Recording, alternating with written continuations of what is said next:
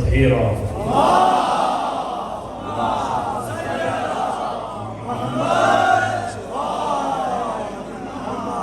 ماہ مبارک رمضان بھی ہے اور مومنین کو سحری پہ بھی جانا ہے۔ ہمارے درمیان دو عظیم عالم دین موجود ہیں۔ میں آج خطاب نہیں کروں گا، بس 2-3 منٹ، اس کے بعد استاد محترم علامہ شیخ ذوالفقار یاسوی صاحب بڑے عالم اور عارف شخصیت ہے، اس کے بعد آخر میں صدارت علامہ شیخ سروری صاحب کریں گے، اس لیے میرے بعد بھی میں خواہوں گے ٹوٹل انشاءاللہ ابھی 10-25 ہوئے ہیں۔ 11:11 بجے کے بعد ادھر تبرک کا بھی اہتمام ہے انشاءاللہ، تاکہ ایک جشن بھی ہو اور سحری بھی ہو اور عبادت بھی ملے اور مہمان بھی ٹائم پر کردو پہنچ جائے۔ میں سب سے پہلے امام مجتبیٰ علیہ السلام جو ہمارے درمیان بھی مظلوم امام ہے، لیکن آج کچورا کے جوانوں نے جو بھرپور جشن منایا، اب امام مظلوم نہیں ہے ماشاءاللہ۔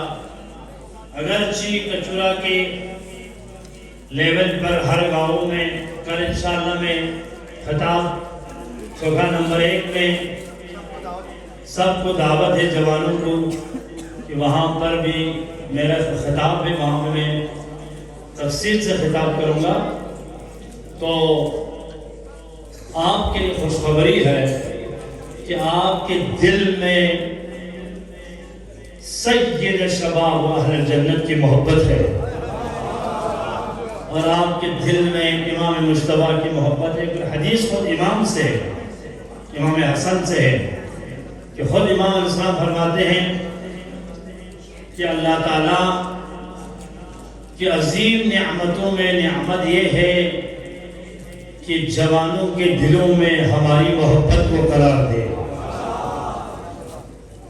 اور کاش معاویہ کے دربار میں جب میرے آقا خطاب کر رہے تھے تو کچورا کے یہ جوان ہوتے تو امام کو داد دیتے اور امام تنہائی محسوس نہ کرتے۔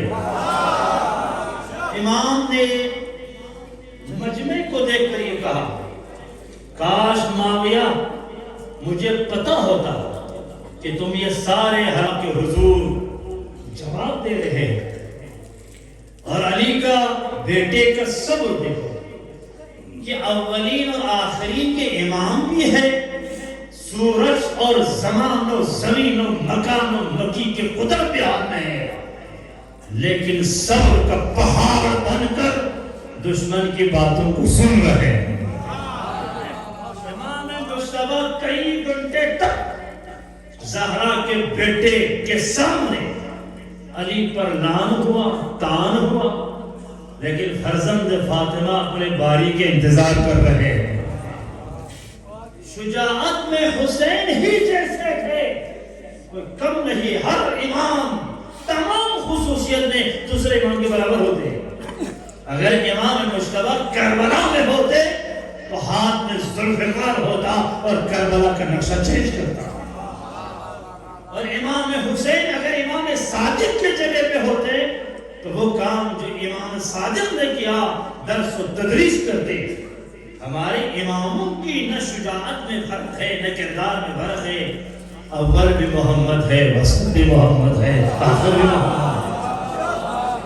اس لیے امام مجتبیٰ علیہ السلام لیکن اکیلے امام اس فرعون کے سامنے اتنے بہادری سے جواب دیا، اور امام نے فرمایا تم نے میرے بابا پر لعن کیا، تمہیں یاد ہوگا کہ تیرا باپ اور تم بدر میں میرے مسلم اسلام کے مقابلے میں تھا، اور تجھے خندق بھی یاد ہوگا، تم ہمیشہ تیرے باپ کے ہاتھ میں پرچم کفر رہا ہے، میرے باپ کے ہاتھ میں پرچم اسلام رہا ہے۔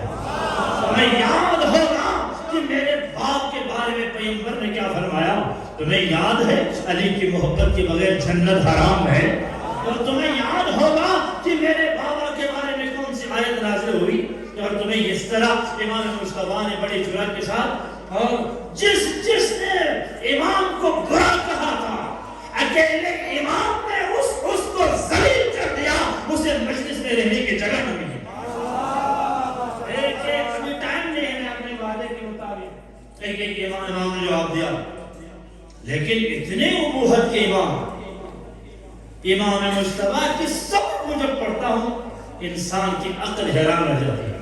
معاشرہ چلانا، میں نے جمعہ میں کہا، صبر کی ضرورت ہے، اتنا صبر کہ چاہنے والے بھی کہے السلام علیکہ یا مذل المومنین، جب مومنین کو ذلیل کرنے والا امام کہے تب بھی امام مسکرا کر چپ بیٹھے، اسلام کی مصلحت کے لیے، کربلا کی زمینہ سازی کرنے کے لیے۔